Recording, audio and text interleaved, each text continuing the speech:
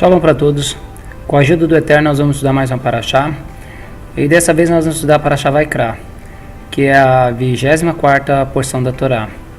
A Parashá Vaikra é considerada entre os sábios de Israel como a Torá dos sacerdotes, porque nesse livro de Levíticos, ou Vaikra, é que vamos estudar todas as leis de sacrifício e todos os tipos de sacrifício ordenado pelo Eterno ao povo de Israel. A palavra Vaikra significa e chamou. A Parashá Vaikra começa dessa forma: e chamou a Moisés, e falou-lhe o Eterno da tenda da reunião, dizendo: fala aos filhos de Israel, e diz-lhes: quando algum de vós oferecer sacrifício ao Eterno, de quadrúpedes de gado e do rebanho fareis vosso sacrifício. Apesar de estar escrito sobre os sacrifícios, a partir deste momento já existiam sacrifícios. Nós vamos ver que Abraão fez sacrifício e outros patriarcas fizeram sacrifícios, e nós vamos ver que o sacrifício na verdade não começa aqui em Vaikra, começa lá no Éden. Nós vamos ver no livro de Gênesis que Caim e Abel faziam sacrifícios. Mas quem ensinou Caim e Abel a fazer sacrifícios? Não foi o Eterno, foi o Adão, o pai deles. E como é que a gente sabe disso? Porque o Eterno teve que sacrificar um animal para fazer uma túnica para Adão,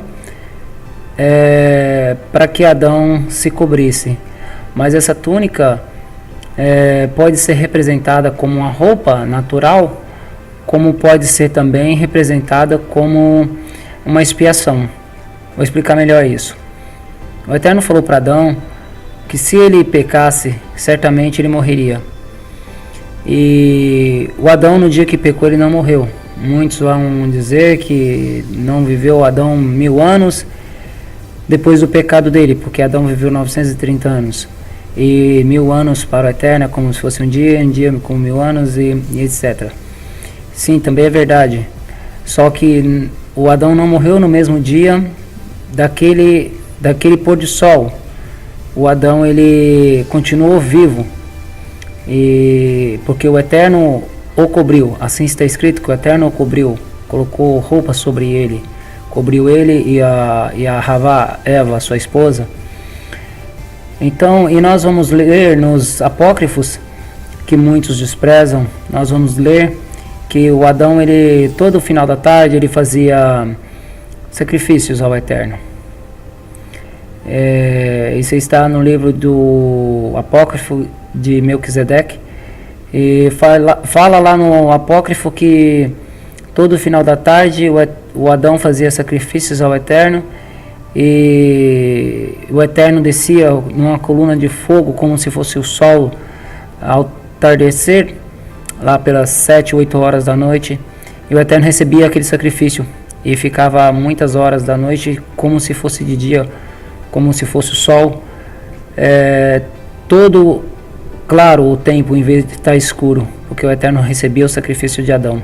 E nós, como seres humanos capazes de pensar, nós temos que começar a refletir com verdade no nosso entendimento. Se Caim e Abel faziam sacrifício, como está escrito, alguém tem que ter ensinado para eles. E mesmo se fosse o Eterno que tivesse ensinado, o Eterno já tinha estabelecido as leis de sacrifício. É tanto que o Eterno fala para Caim que se Caim fizesse o sacrifício certo, da forma certa, o Eterno receberia a oferta de Caim. E Caim continuou fazendo errado. E também os apócrifos vêm falar que Caim fazia oferta só de alimentos, porque Caim tinha dó dos animais, que Caim era uma espécie de vegetariano, vegano, alguma coisa assim. Por que trago esse pensamento? Porque todas as ofertas de sacrifícios, elas de pecado, elas eram oferecidas ao Eterno, e logo em seguida a pessoa fazia um sacrifício de agradecimento, qual ela também consumia desse sacrifício, de uma forma de agradecimento ao Eterno. Então, e essas leis de sacrifício vêm estabelecidas desde o Éden, para o homem. O Eterno não pediu sacrifício, isso é verdade. O Eterno não queria que existisse sacrifícios, mas o Eterno também não queria que existisse pecado. E como houve pecado, então precisa-se de um sacrifício para que o Eterno se aproximasse da pessoa novamente. Como que o Eterno se aproxima da pessoa através de um sacrifício? Primeiro, quando a pessoa fazia o sacrifício, ela estava oferecendo a melhor coisa que ela tinha no momento para o Eterno. Ela pegava um animal, o qual ia dar lucros para ele, ia dar filhos para ele, ia aumentar o rebanho dele, e um animal que ele poderia estar usufruindo, comendo daquela carne, usando daquela lã ou daquele couro, mas a pessoa ela ia lá e entregava essa oferta ao Eterno, porque essa pessoa estava em pecado. Essa era a oferta de pecado. E o Eterno se agradava disso. E quando ela fazia o sacrifício de agradecimento, ela comia desse animal. O homem em si, ele é pecador a partir de uma certa idade. O homem, quando muito criança, ele ainda não é pecador. Ele não tem o instinto de pecado sobre a vida dele. O homem ainda é inocente quando criança. Mas a partir de um certo momento, o homem já não é tão inocente. É a inocência que Adão perdeu lá no Éden. O Adão perdeu a inocência. O Adão começou a ter pensamentos ruins. E neste momento o Eterno não está mais com o homem nesses pensamentos. A partir desse momento, o Eterno só se aproxima do homem através de sacrifícios. E diz o Cabala que quando se comia desse alimento, desse animal que foi preparado como sacrifício, e desse sacrifício, como era de animais puros, animais limpos, permitidos para fazer sacrifício, e como os animais são inocentes, morreu inocente pela causa de um ser humano, o ser humano come daquele animal e absorve nutrientes, energias positivas, partes da inocência do animal para o homem. É onde o Eterno desce sobre o homem e recebe o sacrifício do homem, onde o Eterno consegue se aproximar do homem pela pureza que o homem adquiriu através do animal. Mas o Eterno nunca pediu os sacrifícios. Sim, o Eterno nunca pediu os sacrifícios, porém o Eterno só vê a possibilidade de se aproximar do homem quando o homem absorve a essência desse animal. Bom, esse é um fato. Por isso que o Eterno falou que os sacerdotes deveriam comer dos sacrifícios que fosse levado ao templo, ou ao Mishkan, ao tabernáculo. E nós vamos ver que logo depois da contaminação do bezerro de ouro, o Eterno perdoou os pecados do povo de Israel, e logo em seguida o Eterno pediu que fizessem o tabernáculo. E logo em seguida, depois, aqui na estreia do tabernáculo, o Eterno já dá leis de sacrifício para que o homem consiga se aproximar mais do Eterno e não cair no pecado de idolatria ou outros tipos de pecados muito graves. E assim o Eterno consegue ter uma aproximação com o teu povo, com teus filhos, e o povo começa a ter mais uma relação com o Eterno e esquece a idolatria, esquece de andar em caminhos tortuosos, em caminhos errados. Diz os nossos sábios que a Parashá Vaikra, no final dela, tem um Aleph bem pequenininho. O último Aleph é bem pequenino.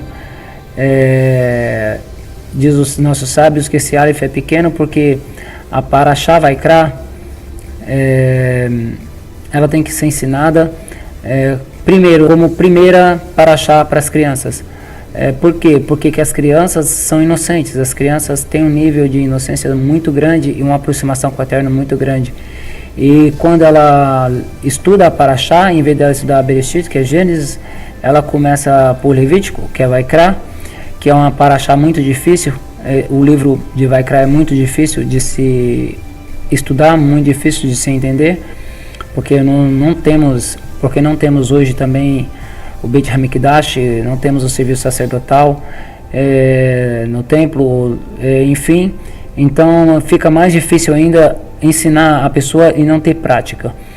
Mas a criança, ela consegue absorver mais esses ensinamentos pela aproximação que ela tem com o Eterno.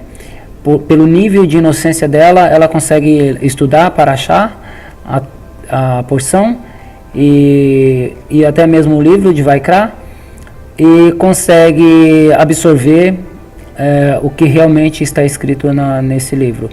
Aquele Aleph representa o pequeno. Você vai procurar na Torá inteira, o único Aleph que vai estar menor vai ser na Parashá de Vaikra, e não vai ter em outro lugar nenhum. E então foi assim traduzido esse pequeno Aleph como que se fosse uma criança, como se fosse ensinamento às crianças. Os 3 primeiros tipos de sacrifício que está escrito aqui na Parashá Vaikra são sacrifícios que o homem entrega ao Eterno sem o Eterno pedir. São sacrifícios de olá ou elevação, que é um sacrifício que era doado, ele não era pedido, ele era doado. O segundo sacrifício que nós vamos ter vai ser o sacrifício de Minha, e o terceiro sacrifício vai ser o sacrifício de Shelamim, pazes. Ou seja, esses 3 tipos de sacrifícios, eles eram oferecidos pelo homem ao Eterno, sem nada o Eterno pedir. E dentro dessas classes de sacrifícios, existem como preparar esses sacrifícios e de outras formas, assado,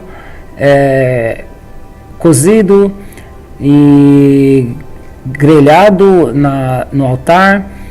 Existem tipos de sacrifícios diferentes. Como funcionava? A pessoa pegava o sacrifício que ela tinha que oferecer ao Eterno e levava ao sacerdote, e lá fazia todo o rito, e os sacrifícios que eram permitidos comer, se comia. Os que não era permitido comer, ali se queimava todo o sacrifício. O sacrifício com o nome de holocausto era sacrifícios que eram todos queimados. O nome holocausto serve para todos os sacrifícios que eram todos queimados. O sacrifício de Olá mesmo, que é a elevação, ele era todo queimado. Ele não podia se comer dos sacrifícios de Olá. Porém, os sacrifícios de Minha, ele se comia do sacrifício de Minha, uma porção. Tirava uma porção para queimar, porção assim, de um palmo, e queimava aquilo ali. E o resto era do sacerdote e do sumo sacerdote. Então nós vamos ter diversos tipos de sacrifícios, e os sacrifícios eles eram levados ao altar e eram colocados sal sobre os sacrifícios. Todos os sacrifícios levavam sal, como aliança perpétua, está escrito, a aliança do povo do Eterno com o Eterno. Não podia se colocar mel nos sacrifícios, e não podia se colocar também fermento no altar do Eterno. Nunca ia fermento e nem mel no altar do Eterno. Não podia se queimar mel no altar e nem o fermento. O fermento representa o pecado e o mel representa a doçura. E uma oferta de sacrifício não pode representar doçura, pelo fato de não ser prazeroso. O mel representa prazer, não ser prazeroso, ofertar, queimar um animal no lugar de um homem. Mas e o sal? O sal ele representa, primeiro, tempera a carne. E nós temos que ser temperados. O ser humano, ele não pode ser nem kadosh demais, separado demais, que o nome kadosh é santo, ou separado, que é a mesma coisa. E nem pode ser também jogado demais ao Yetzer Hara, a inclinação má. O homem tem que ser temperado. Ele não pode ir nem muito para um lado nem para outro, ele tem que ser equilibrado. E também traz um pensamento de quando você salga a carne, salga o sacrifício, você está purificando, porque o sal ele tem uma qualidade de purificação, ele tem um dever de purificação. Como que entendemos que o sal ele purifica? Quando nós comemos, o judeu come carne kasher, a pessoa que mata o animal faz o abate do animal, ela corta os pedaços da carne, coloca na água de sal, na salmoura, por algumas horas, para que todo o vestígio de sangue seja eliminado. Então o sal tem a importância de cauterizar ou purificar a carne. E o sal também simboliza uma eternidade, porque o sal também ele não envelhece. O sal, você pode estudar em qualquer livro que fala sobre sal, ou mesmo na internet, você vai ver que o sal ele não tem data de validade.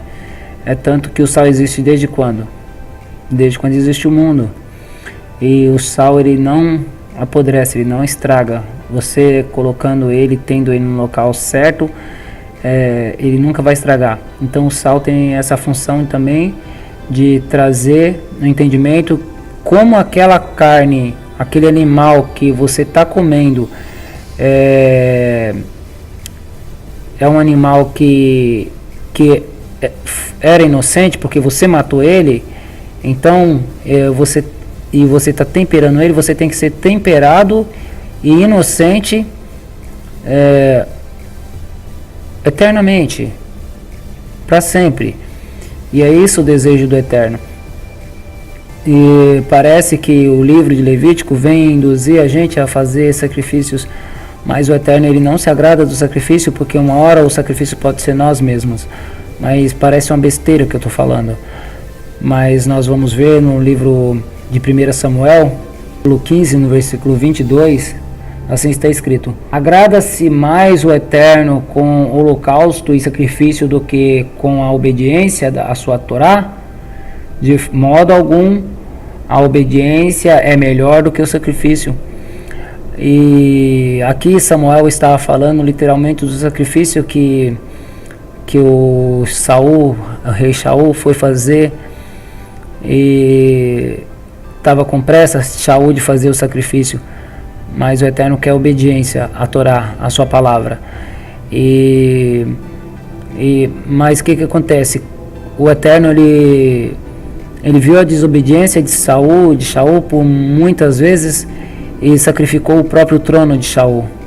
Pela desobediência de Saul, o trono dele perdeu-se Saul, o trono, pela desobediência. Ou seja, foi sacrificado o trono de Saul pela desobediência. Então o Eterno ele não quer que não quer que nós fazemos sacrifícios e não sem importância. O Eterno quer que a gente seja obediente à sua Torá, seja obediente aos seus mandamentos, porque se nós não pecarmos, se nós evitarmos o pecado, nós não temos por que ser sacrificado. É mais ou menos como o dia a dia do pai com o filho. O pai não pode bater na criança, o pai não pode brigar com a criança se a criança não tiver por que acontecer, por que ser corrigida. E se a criança não fez coisas erradas, então ela não será sacrificada, porque até muitas das vezes uma palavra forte que o pai joga ao filho, conversa com o filho, é um sacrifício para a criança. Ela sente dor no coração pelo que se fala com ela. Já falei em outros vídeos, eu tenho uma filha de 11 anos e muitas das vezes ela está fazendo alguma coisa que eu não gosto, eu só olho assim para ela meio com a cara fechada, ela já começa a chorar, se encosta no canto e se arrepende do que estava fazendo. Então ela vê que não me agrada. Então é um sacrifício. Para ela foi um sacrifício. É aquele olhar meu de condenação do que ela estava fazendo. Então que o Eterno possa nos ajudar, que nós venhamos refletir nas coisas do Eterno, que nós possamos buscar a verdade, não ficarmos dentro da nossa mesmice, não ficarmos dentro do nosso pecado de estimação. As nossas ofertas não vão ser de agrados ao Eterno, e que nós possamos refletir cada dia mais na nossa natureza humana, na nossa natureza que tem que ser equilibrada. Quero agradecer a todos que assistem meus vídeos. Vou citar o nome de alguns aqui. Se eu esquecer do seu nome, você deixa um comentário embaixo aí, que no próximo vídeo eu vou fazer uma força para falar teu nome. O meu irmão Marcos, lá do Recife, do canal Princípio e Fim, os nossos irmãos de Santa Catarina, aqui de Santa Catarina, Joinville e regiões, a irmã Rosângela de Blumenau, com o teu esposo Daniel, nossos irmãos Sandro, Pinhas, Natan, nossos irmãos de São Paulo também, o Pichas com a Luana, o Eduardo e a Aline, os casais eu estou citando, o Leandro Canaara, que o Eterno abençoe a todos, o Claudinei com a Leislene, tua esposa, a minha irmã Sandra lá no Espírito Santo, a irmã Thalita Melo lá de São Paulo. Na verdade eu esqueci muitos, são muitas pessoas que eu conheço, são muitas pessoas que assistem meus vídeos. Que o Eterno abençoe a todos e Shabbat Shalom para todos.